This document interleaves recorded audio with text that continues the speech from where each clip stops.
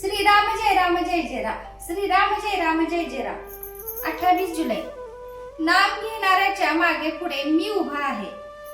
गूढ शोधून काढण्याकडे मनुष्याची नेहमी प्रवृत्ती असते. कोकणामध्ये पाण्याचे झरे आढळतात. ते कुठून येतात हे कळत नाही. म्हणजे केवळ दृश्यामध्ये असणाऱ्या गोष्टींचे देखील मूळ आपल्याला उकलत नाही.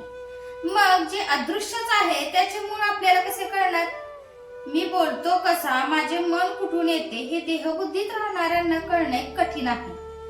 नामामध्ये जे स्वतःला विसरले त्यांनाच मी खरा कळालो. स्वतःच्या प्रपंचाचे कल्याण करून घेण्यासाठी तुम्ही माझ्याकडे येता. पण कोळसा जितका जास्त उगाळावा तितका तो काळाच होत जातो. त्याप्रमाणे प्रपंचामध्ये कसेही केले तरी दुःखच पदरात पडते. आपण समजून उमजून ज्या चुका करतो त्यांचा दोष आपल्याकडे असतो. न समजता जी चूक होते त्याचा दोष नाही.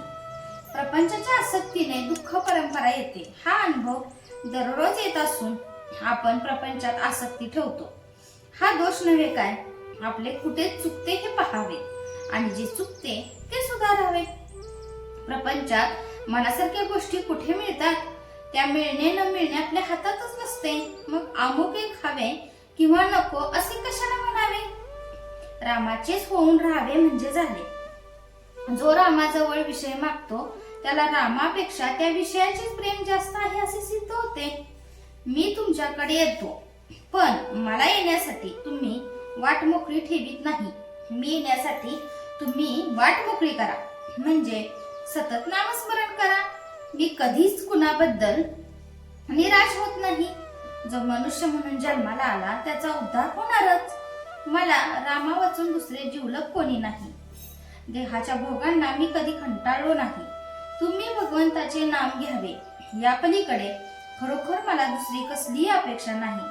रात्रंदिवस माझ्या माणसांना मी हेच सांगत असतो की वाटेल ते झाले तरी भगवंताचे नाम सोडू नका. जो माझा म्हणतो त्याला नामाचे प्रेम असलेच पाहिजे.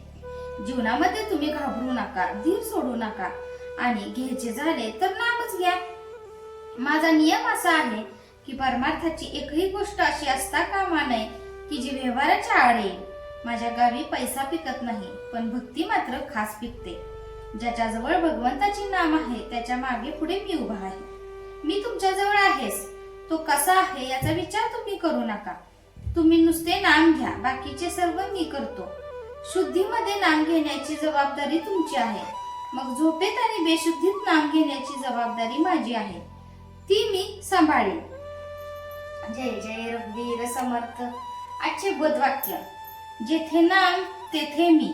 हा भरोसा बाळगून असावे तुम्ही.